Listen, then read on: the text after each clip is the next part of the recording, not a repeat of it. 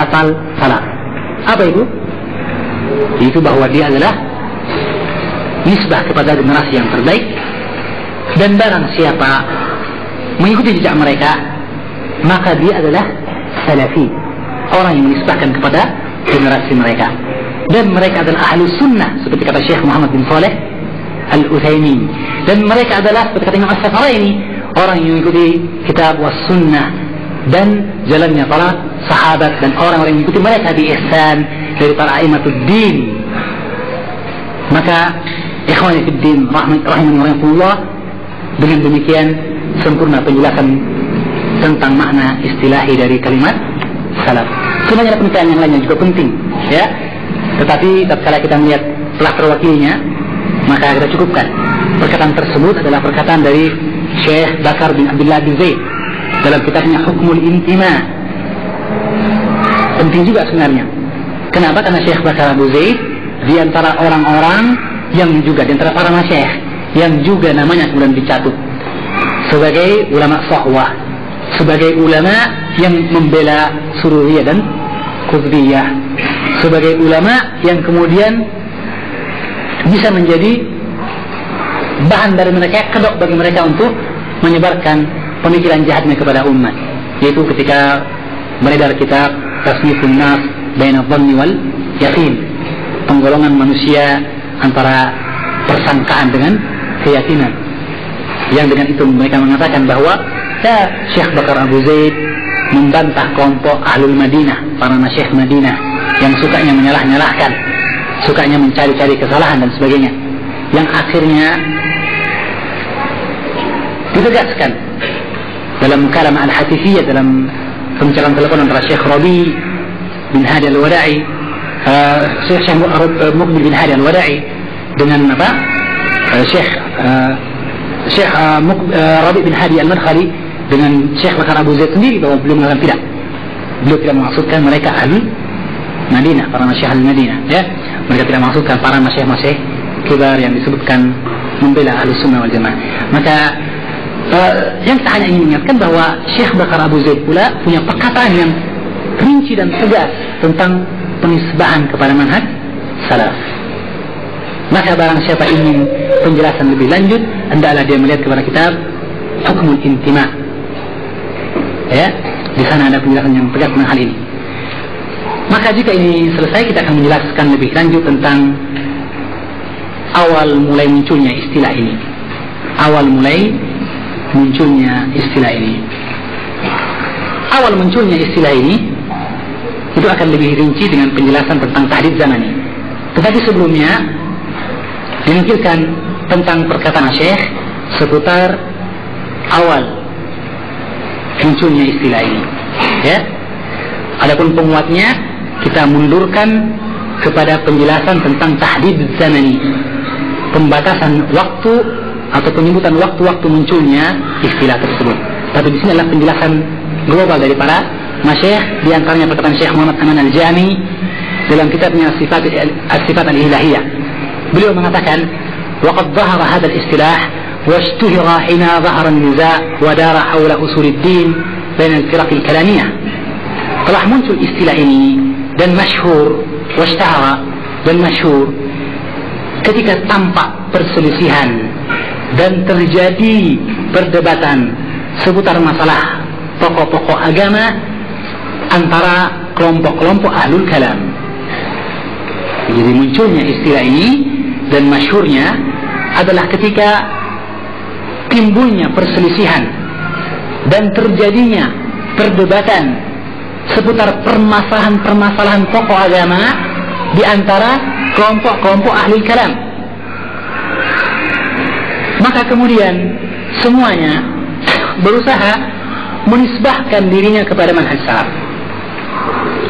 dan mereka mengumumkan bahwa apa yang ada pada mereka adalah apa yang ada pada salafus saleh.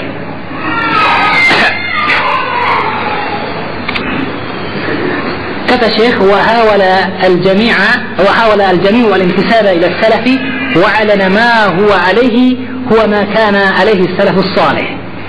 Semuanya berusaha untuk menisbahkan kepada salaf, dan mereka seluruhnya mengumumkan bahwa jalan mereka adalah jalannya salafus saleh.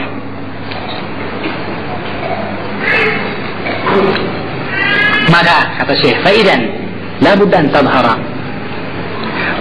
pastilah akan muncul dalam keadaan seperti ini ususu wa qawaidu wadihatul ma'ali, akan muncul dasar-dasar dan kaidah-kaidah yang jelas sifat-sifatnya, wa thabitatun lil ittijah salafi, dan yang kokoh untuk ittijah salafi, untuk arahan salaf, hingga tidak tercampur perkara,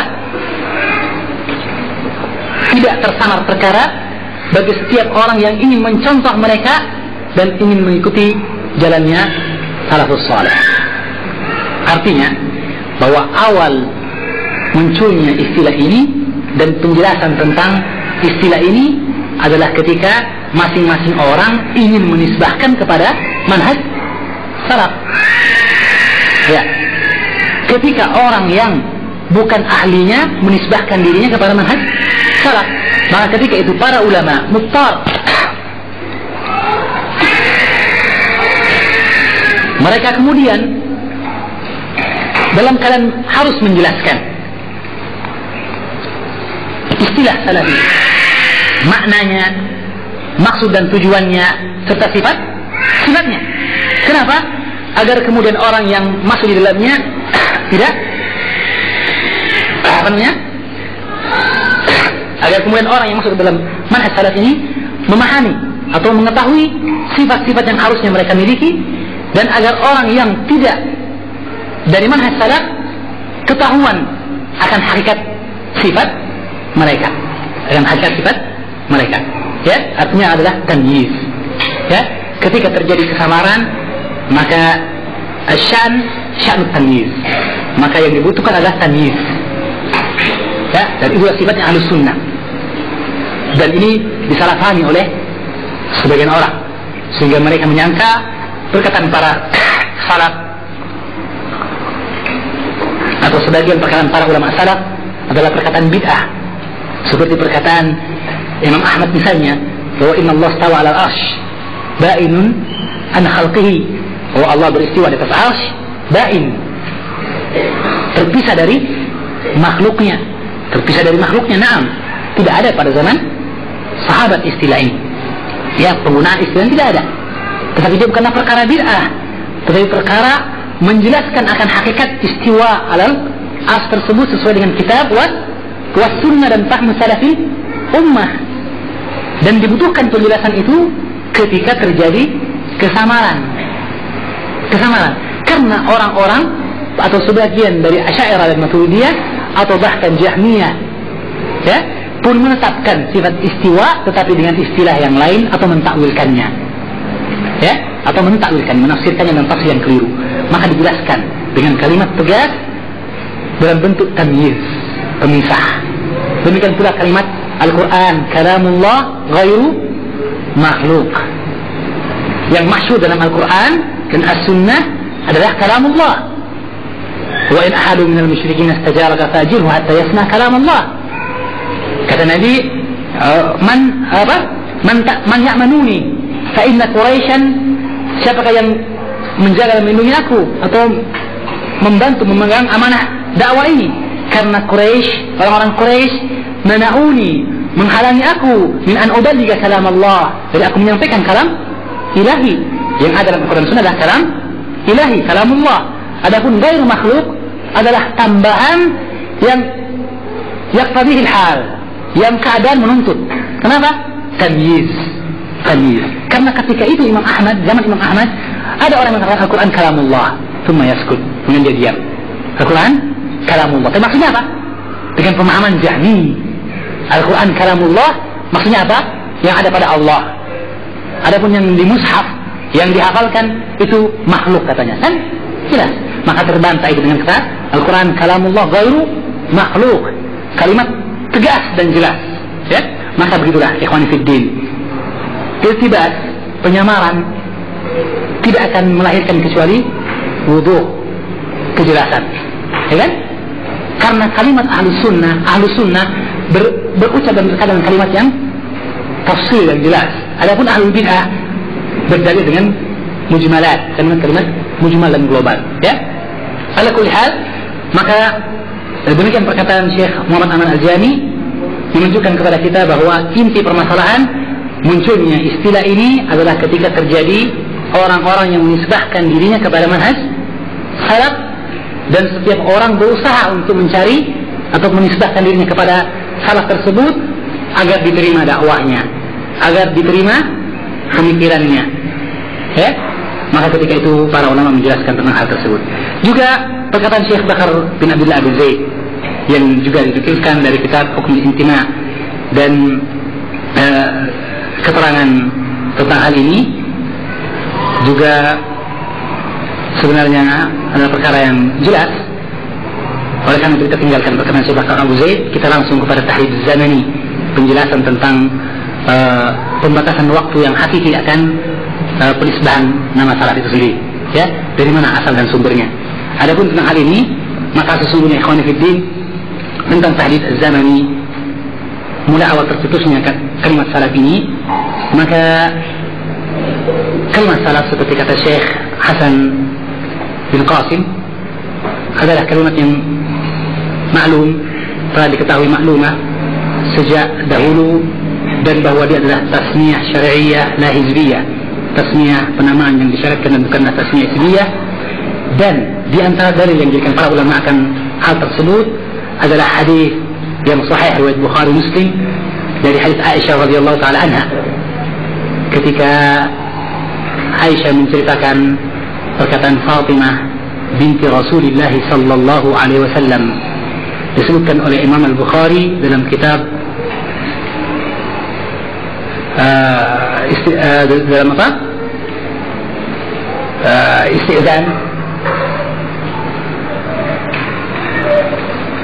Istidanu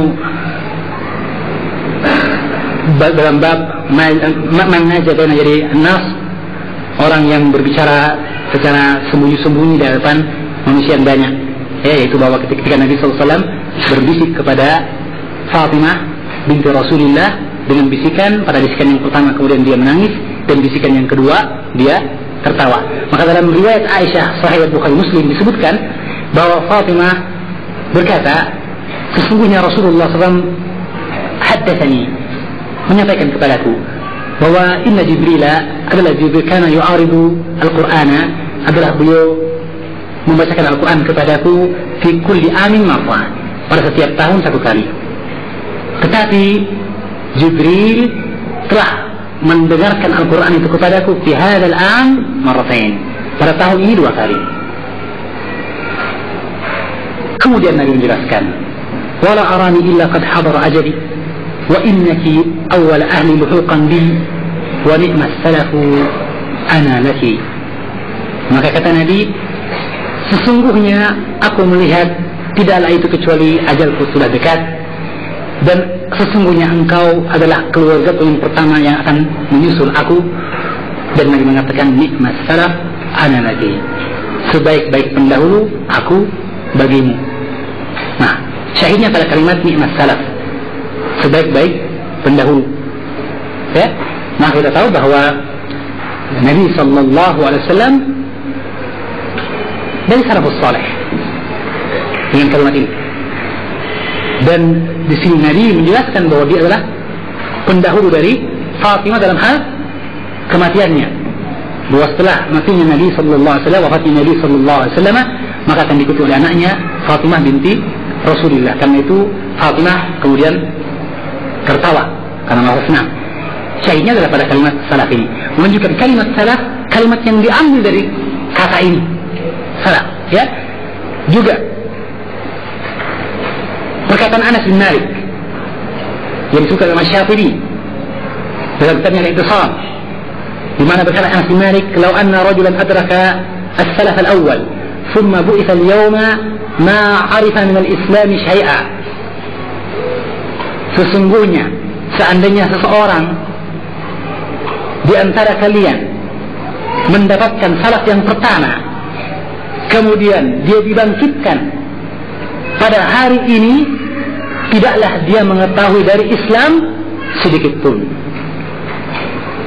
Qala wa wada'a yadahu ala khaddihi, kemudian dia meletakkan tangannya di bawah dagunya, kemudian dia berkata, illa hadhihi shalah, kecuali salat ini. Syahid dari asar ini adalah bahwa Anas bin Malik mengatakan, seandainya seorang di antara umat ini bertemu dengan salaf yang terdahulu. Siapa salaf terdahulu ini? Sahabat. Dan Anas adalah sahabat Nabi, menunjukkan bahwa istilah salaf telah dipakai oleh para sahabat radhiyallahu alaihim ajmain. Bahkan ada faedah yang lain di mana dia mengatakan, kalau seandainya mereka muncul atau mendapatkan para sahabat Nabi kemudian muncul pada umat ini sekarang, kembali lagi ke masa yang sekarang ini, maka tidaklah dia mengenal Islam sedikit pun kecuali sholat. Artinya menunjukkan gharibnya Islam ketika itu. Ya, setelah dia melihat amalnya para sahabat dibandingkan dengan zaman ketika itu, ternyata jauh berubah. Telah terjadi perbedaan yang nyata. Ya, syahidnya adalah pada kalimat Anas bin Malik, adraka salaf al-awwal, mendapatkan salaf yang pertama. Baik. Juga perkataan yang lain adalah perkataan dari Maimun bin Mahran an abihi qala law anna rajulan unshira fikum min as-salaf ma 'arifa ghayra hadhihi al-qiblah. Kata Maimun bin Mahran dari ayahnya Mihran, dan Mihran ini disebutkan oleh Imam Al-Baghawi bahwa dia adalah dimasukkan oleh Imam Al-Bukhari dalam sahabat, dalam golongan sahabat. Mihran disebutkan oleh Bukhari dari golongan sahabat, berarti bahwa dia adalah dari golongan sahabat. Ya, baik. Dia berkata, Mihran berkata, seandainya seseorang dari salaf, lau insyira fikum, seandainya dibangkitkan di antara kalian ini minas salaf, dari orang terdahulu, itu para sahabat maksudnya, pasti, ya, dari para sahabat, tidaklah dia mengenal kecuali kiblat ini, ya. Ini juga menunjukkan gharibnya Islam ketika itu. Tetapi alhasil bahwa dia mengatakan seandainya salaf dibangkitkan pada waktu ini, ya, itu pada waktu itu juga waktu di mana ada sahabat yang masih hidup, tetapi sudah sedikit, maka tidaklah dikenal kecuali kiblat ini. Maka kata salaf digunakan untuk para sahabat radhiyallahu alaihim ajmain. Ini syahid, ya. Tetapi kita ingat bahwa itu bukanlah berarti bahwa dia hanyalah sahabat saja, seperti perkataan Syekh bin Baz dan yang lain yang kita bahas tadi. Bahwa mereka adalah setiap orang yang mengikuti jalannya para sahabat, yang mengikuti Al-Quran dan Sunnah serta para jalannya sahabat radhiyallahu alaihim ajmain. Maka mereka adalah salaf, salafi, dan pengikut tariqah salafiyah. Ya, baik. Maka riwayat-riwayat ini menunjukkan kepada kita apa yang disebutkan dari nisbah salaf. Baik, berarti bahwa dia sejak dahulu ada. Dia ambil perkataan Nabi, perkataan Anas bin Malik dan Mihran yang menunjukkan dari sahabat. Kemudian setelah itu kita dapatkan nukilan dari perkataan Imam Az-Zahabi. Dan Imam Az-Zahabi di antara para imam yang sangat banyak menggunakan istilah dan nisbah salafi ini dalam kitabnya Syiar A'lam An-Nabla. Bahkan beliau menjadikan salafi sebagai salah satu syarat untuk seseorang disebut bahwa dia adalah al-hafidh, bahwa dia adalah al-hafidh, di mana beliau menjelaskan ketika menegaskan tentang sifat-sifat as-salafi.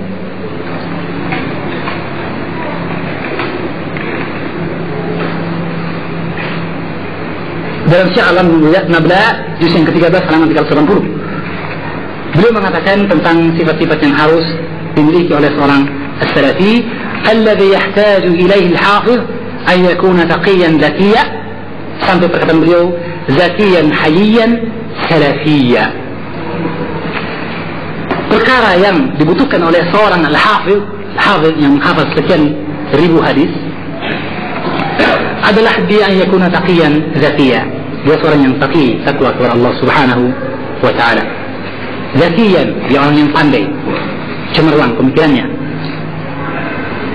zakiyan, orang yang bersih, zaki, ya. Hayyan, pemalu. Salafiyan, dan seorang salafi. Ini perkataan beliau tentang seorang al-hafiz. Dibutuhkan seorang hafiz adalah, sifat yang dibutuhkan adalah salafi. Kalau begitu bahwa dia adalah istilah yang ma'ruf dan penisbahan yang sahih. Karena itu kemudian beliau menyebutkan beberapa terjemah, di antaranya Abu Tahir As-Salafi atau As-Silafi dalam Syiar Alam Nabla. Beliau menjelaskan tentang makna As-Salafi. Dia diambil dari kata As-Salaf, wa huwa ma kana ala madhhabi salaf, yang dia adalah apa yang berada di atas jalannya para salaf, apa yang ada di atas madhab salaf, itu salaf. Ketika menjelaskan tentang Abu Tahir As-Salafi, nisbahin As-Silafi atau As-Salafi, bahwa dia adalah penjelasan tentang nisbah kepada madhab salaf dalam Syiar Alam Nabla. Ketika menjelaskan Imam Ad-Darqutni, menjelaskan biografi Imam Ad-Darqutni dalam terjemah beliau segera menukilkan perkataan Imam Ad-Darqutni yang mengatakan, tidaklah ada perkara yang paling saya benci dari ilmu kalam. Kata beliau, lam yadkhul ar-rajulu abadan fi ilmi al-kalam wala al-jidal wala khada fi dhalika bal kana salafiyan. Orang ini, Imam Ad-Darqutni al-Hafiz, tidaklah masuk dalam ilmu kalam sama sekali, tidak pula dalam ilmu jidal, bahkan tidak pernah berkecimpung dengan ilmu itu. Dia adalah seorang salafi. Dia adalah seorang salafi. Kemudian ketika menyebutkan biografi Muhammad bin Mufaddal Al-Bahrani, beliau mengatakan dia adalah wa kana layyinan khairan salafiyan muhiban tam syakli. Dia adalah seorang yang berpegang kepada agama, kuat berpegang kepada agama. Khairan, orang yang baik. Salafiyan, salafi. Muhiban, yang disegani. Sama syakli, yang sempurna bentuknya, ya, perawakannya. Demikian pula perkataan beliau tentang Yahya bin Ishaq bin Khalil Asy-Syaibani. Kata beliau, kana arifan bil madahibi khairan mutawadi'an salafiyan hamid al-ahkam. Adalah dia, Imam Yahya bin Ishaq, arifan bil madahib, mengetahui semua madhab-madhab. Khairan, orang yang baik. Mutawadi'an, tawadu. Salafiyan, dan seorang salafi, ya. Juga dalam terjemah Ya'qub bin Sufyan Al-Fasawi yang punya kitab tarikh, beliau mengatakan, wa ma alimtu Ya'quba Al-Fasawi illa salafi, dan tidaklah saya mengenal Ya'qub Al-Fasawi kecuali salafi. Ini Imam Az-Zahabi menyebutkan afrad, beberapa tokoh-tokoh dari ahlu sunnah, bahwa dia adalah salafi. Kalau begitu, masihkah seseorang kemudian merasa khawatir dan takut dari menisbahkan dirinya kepada salaf? Tidak, ya. Jika ada yang mengatakan bahwa nisbah kepada salafiyah adalah tazkiyah, oleh karena itu tidak boleh seseorang mentazkiyah dirinya seperti firman Allah, wala tuzakku anfusakum huwa a'lamu biman ittaqa. Maka kita ucapkan perkataan Syekh Abdul Aziz bin Baz. Naam, tazkiyah la budda minha. Tazkiyah yang mesti dan harus. Tidak? Kenapa? Karena dia adalah Islam. Jika ada yang bertanya kepada kita, apakah engkau seorang muslim? Apa jawaban kita? Jika kita akan mengucapkan, ya, saya orang muslim, saya seorang muslim, tanpa ragu, tanpa malu, maka mengapa pula kita ketika mengatakan, ya, saya salafi, kita mengucapkannya dengan kalimat yang ragu atau kemudian dengan malu? Tidak, ya, karena dia ada tazkiyah. Naam, tazkiyah, tetapi tazkiyah yang la budda minha, kata Syekh. Tazkiyah yang harus dan mesti. Seperti hanya tazkiyah seorang mengatakan bahwa dia muslim, dan kita tahu bahwa yang selamat hanyalah kaum muslimin, umat Muhammad sallallahu alaihi wasallam. Adapun sairul adyan, pengikut semua agama yang lain setelah diutusnya Nabi sallallahu alaihi wasallam, maka dia dalam neraka. La yasma'u bi ahadun min hadhihi al-ummah yahudiyyan wala nasraniyyan thumma la yu'minu bima ji'tu bihi, kata Nabi, illa kana min ahli an-nar. Kecuali dari penduduk neraka dia. Maka selain muslim dari penduduk neraka, kan? Nah kalau begitu istilah kita muslim, ana muslim adalah bentuk tazkiyah, tapi tazkiyah yang wajib. Maka demikian pula as-salafi, maka katakanlah salafi dalam bentuk tazkiyah, tapi tazkiyah yang wajib, ya. Dan jika engkau menambahkan kepadanya dengan kalimat salafi, insyaallah, biiznillah, bahwa dia adalah kalimat yang sah, seperti perkataan ahlus sunnah, ana muslim insyaallah, ya. Adapun sebagian dari kaum ahlul kalam atau yang pertama dari teman mereka kemudian tidak mau menggunakan kalimat insyaallah, ya, dengan alasan bahwa itu menunjukkan syak, keraguan dan sebagainya. Dan ini bahasanya tentunya bukan di sini. Ala kulli hal, bahwa jika kita mengatakan ana salafi insyaallah, maka la ba'sa bihi, dalam keadaan keinginan kita mengharapkan kita berjalan terus jalan salaf tersebut hatta al-mamat, sampai wafatnya kita. Maka ini ikhwani fid din, perkara yang menunjukkan kepada kita akan disyariatkannya penisbahan kepada manhaj salaf ini. Maka kalau begitu telah kita dapatkan keterangan tentang tahrif zamani, bahwa awal penggunaan istilah ini, ya, bahwa dia diambil mustafad min kalam Nabi sallallahu alaihi wasallam, diambil dari perkataan Nabi, nikmat salafu an nabi, anak-anak lagi. Kemudian bahwa juga dia diambil dari perkataan para sahabat, dan sesungguhnya istilah ini, penggunaan istilah tadi dipakai oleh para aimatuddin wa aimatuddin, ya. Dan kalimat yang muktabu bima'iz zahab, yang ditulis dengan tinta emas, adalah perkataan Syekhul Islam Ibn Taimiyah, yang menjadi asas dan dasar dalam hal ini. Perkataan beliau dalam Majmu' Fatawa juz ke-4 halaman 149, ketika dia membantah perkataan Ibn Abil Izz, perkataan Al-Izz Ibn Abdus Salam, Al-Izz Izzuddin Ibn Abdus Salam, ketika Izzuddin Ibn Abdus Salam ini kemudian mengatakan wal akharu yatasattaru bimadhhab as-salaf, dan sebagian orang yatasattar, berkedok dengan madhab salaf. Dan Al-Izz Ibn Abdus Salam ini, ya, terpengaruh dengan pemikiran Asy'ariyah, ya, dalam masalah asma wa sifat, dan beliau memiliki beberapa mukhalafah terhadap manhaj salaf dalam masalah ini. Allahumma ghufran, semoga Allah mengampuni beliau dan mengampuni kita. Maka ikhwan fiddin, Syekhul Islam Ibn Taimiyah kemudian membantah ucapan Al-Izz Ibn Abdus Salam ini dengan mengatakan la aiba liman abhara madhhab as-salaf, tidak ada aib, tidak ada celaan, tidak ada kejelekan bagi orang yang menampakkan madhab as-salaf, wa'taza ilaihi wa intasaba ilaihi wa'taza ilaihi, dan dia menisbahkan dirinya kepada manhaj salaf, wa'taza, dan bangga dengan nisbah tersebut. Tidaklah ada celaan, kejelekan dari orang yang menampakkan madhab salaf, dan dia menisbahkan kepadanya wa'taza ilaihi, dan bangga dengan nisbah tersebut. Bal yajibu qabulu dhalika minhu bil ittifaq, bahkan wajib untuk menerima hal tersebut darinya menurut kesepakatan. Artinya bahwa kita terima. Jangan mengatakan tidak ada lagi salaf sekarang ini, yang ada hanya salaf-salafan. Tidak. Ini kalimat berat, ya? Kalimat orang yang mentalbis manhaj salaf. Akhirnya dia pun mengatakan kami mengharap dari golongan salafiyin. Setelah itu dia pun menamakan dirinya pengamat dakwah salaf. Subhanallah, ya? Tanakut yang luar biasa, ya.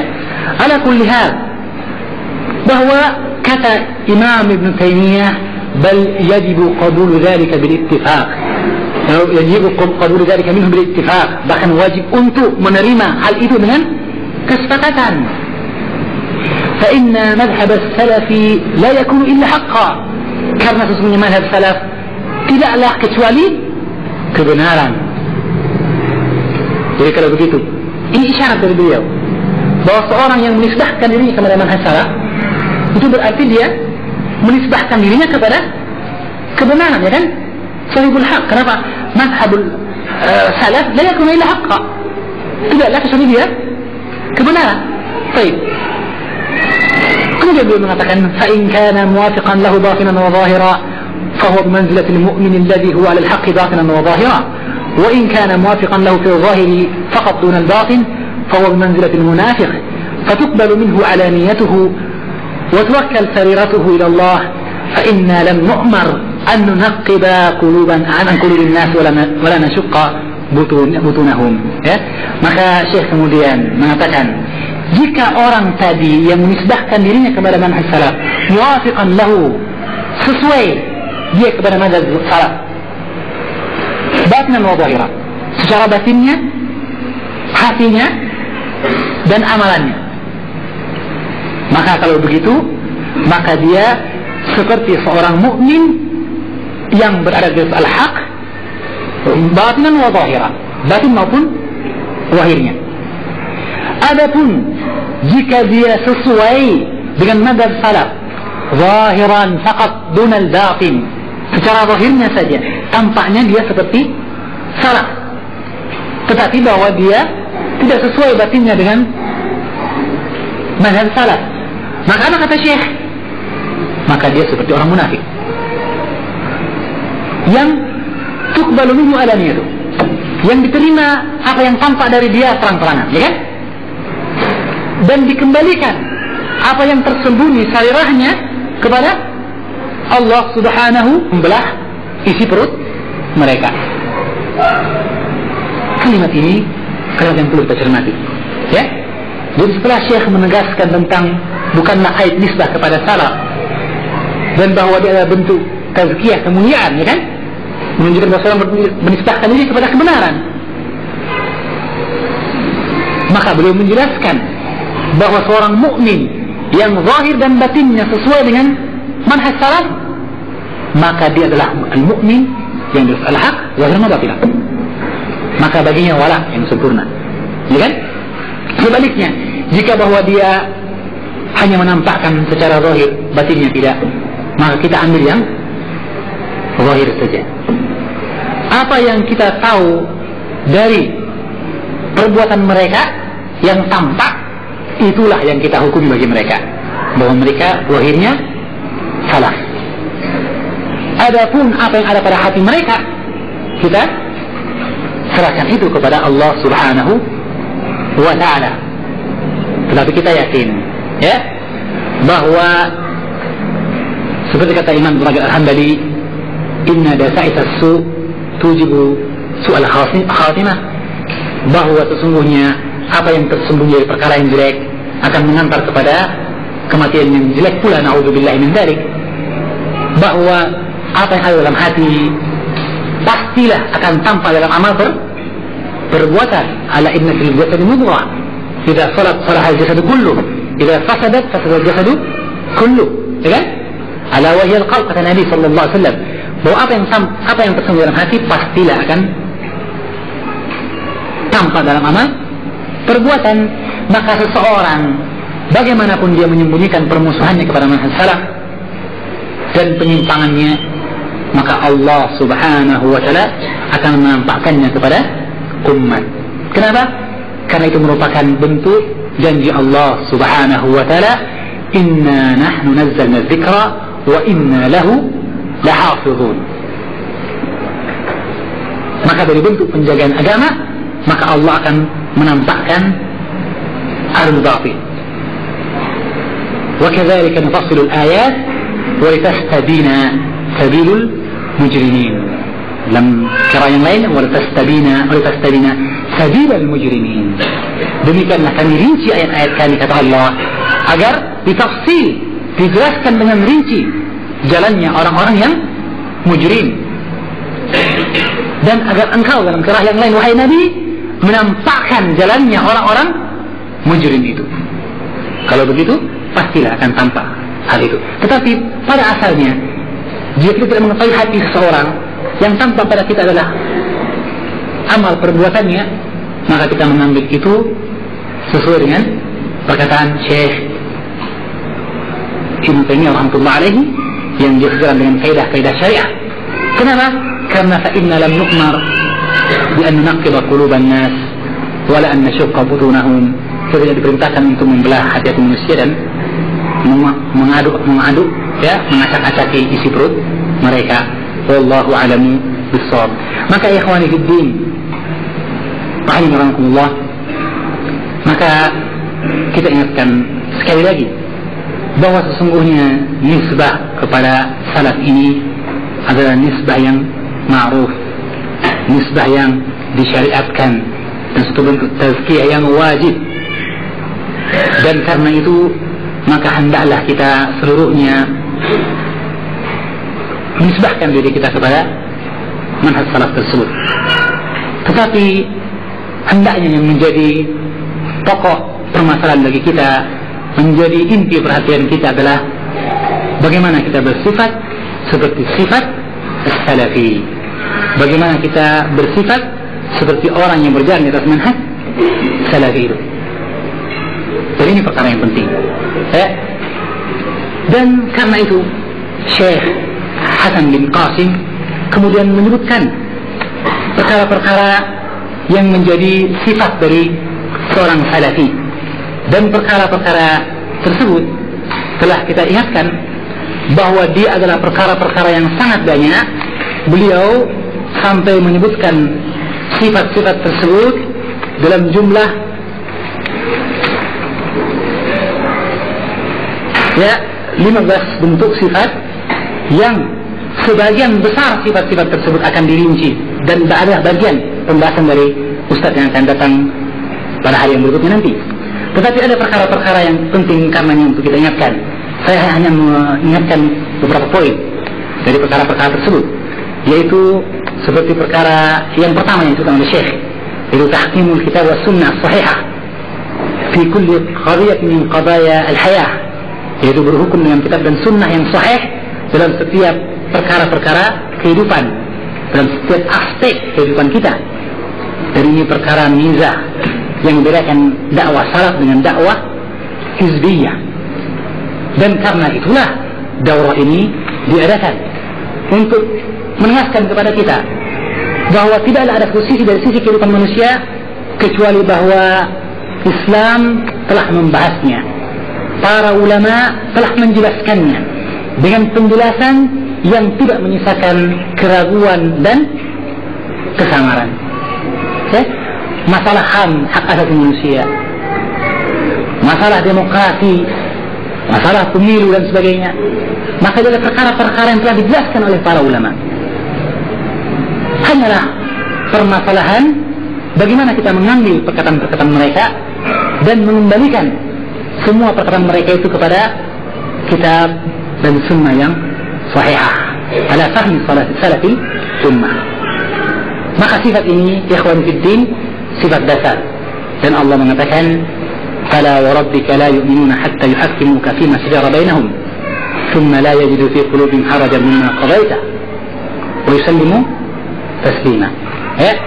Dan bahwasanya Allah mengingatkan wa in tanaza'tum fi shay'in farudduhu ila Allah war rasul.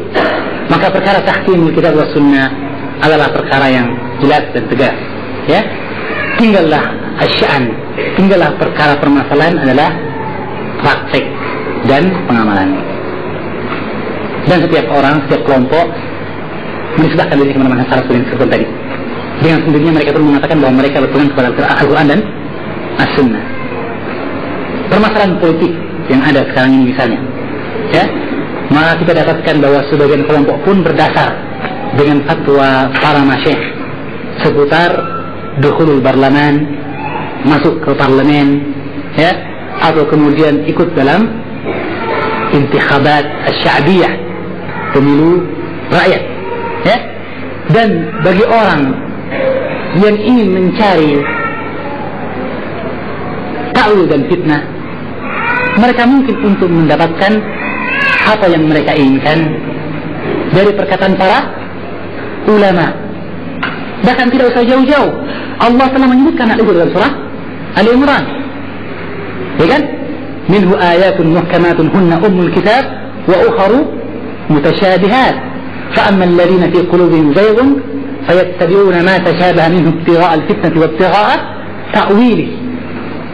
Di mana Aisyah radhiyallahu taala anha menyebutkan dari Nabi sallallahu alaihi wasallam, "Idza ra'aytumul ladzina yattabi'una al-mutasyabihat fahzarhum." Jika engkau melihat orang-orang yang mengikuti perkara-perkara yang syubhat tadi, maka peringatkanlah dari mereka. Ayat ini menunjukkan kepada kita bahwa ahlul batil qad yastadillu bil kitab was sunnah. Mereka mungkin berdalil dengan Al-Quran dan Sunnah untuk kebatilan mereka, dan itu bukanlah perkara yang aneh, ya kan? Kenapa? Karena Allah menyebutkan bahwa dalam masalah kitab Al-Quran yang padanya ada ayat muhkam yang ialah ummul kitab, induknya kitab, juga ada mutasyabih, ayat-ayat yang samar, yang membutuhkan penjelasan dan kejelasan. Maka sifat ahlul fitnah, ahlul ahwa wal bid'ah, mereka mencari ibtigha' al-fitnah wa ibtigha' ta'wili. Mereka mencari apa? Yang syubhat tadi. Mereka mencari keterangan-keterangan Al-Quran dan Sunnah yang samar. Jika itu mungkin terjadi pada Al-Quran, mengapa pula tidak mungkin terjadi pada perkataan para ulama? Maka kita dapatkan bahwa terkadang seseorang untuk membela kebatilannya berdalil dengan fatwa para ulama. Apakah yang salah para ulama? La. Nabi mengatakan la'alla ba'dukum alhana bihujjatin min ba'd. Mungkin sebagian kalian lebih pandai dengan hujahnya daripada yang lain, ya kan? Itu kata Nabi. Maka barang siapa aku potongkan baginya, aku tetapkan baginya perkara dari hak akhihi, hak saudaranya, fa'innama ataitu qit'atan minan nar, maka aku berikan dia sepotong dari api neraka. Artinya Nabi tidak salah ketika Nabi menetapkan bahwa ini yang menang adalah si fulan, si A. Padahal ternyata si A pandai berbicara dan sebenarnya barang tersebut adalah milik si B, saudaranya, ya kan? Nabi mengatakan, "Innama ana basyarun," sesungguhnya aku adalah manusia, la'alla ba'dukum alhana bihujjat min ba'd. Jika Nabi bilang seperti itu, apalagi para ulama pengikut Nabi, maka mereka ketika berfatwa, menjelaskan hukum, menjelaskan sesuai apa yang sampai kepada mereka dari fatwa, maka mereka berfatwa. Maka ahlul batil kemudian memilah dan memilih dari fatwa yang sesuai dengan kehendak dan hawa nafsu mereka, dan mengatakan kami tidak salah, kami ikut fatwa. Kalau kami mengambil pendapat ini, toh ini ada sandarannya, toh ini ada pendahulunya, toh ini perkataan para ulama. Tetapi hati-hatilah ikhwani fiddin, bahwa seseorang yang mengembalikan perkara kepada kitab dan sunnah dan mempelajari agama dengan benar, maka akan mengetahui bahwa apa yang terjadi dari penyamaran ahlul batil adalah kebatilan. Ali bin Abi Thalib radhiyallahu taala anhu sadaqa, telah benar ketika mengatakan bantahan kepada orang-orang Khawarij yang memerangi para sahabat dengan alasan inil hukmu illa lillah. Apa kata beliau? Kalimat yang tuktabu bima'iz dzahab, ditulis dengan tinta emas. Apa itu?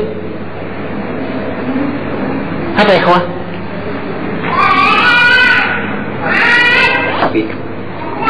Kalimatu haqqin urida bihi al-batil. Dan ini hakikat yang penting sekali, bahwa ketika kita mengatakan bahwa ahlul batil, jangan disangka berarti semua perkataannya batil, ya kan? Sehingga ada orang-orang, masa dia ahlul batil? Dia bicara Al-Quran kok, dia bicara sunnah, dia bawakan tafsirnya salaf, bawakan fatwanya Syekh bin Baz tentang masalah ini, ya kan?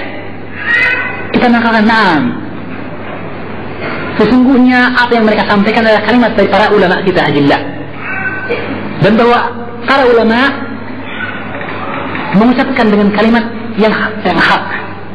Demikian pula nusus Alkitab was Sunnah, tetapi mereka menginginkan kebatilan dengan kalimat tersebut. Kalimatul haqqin urida bihil batil.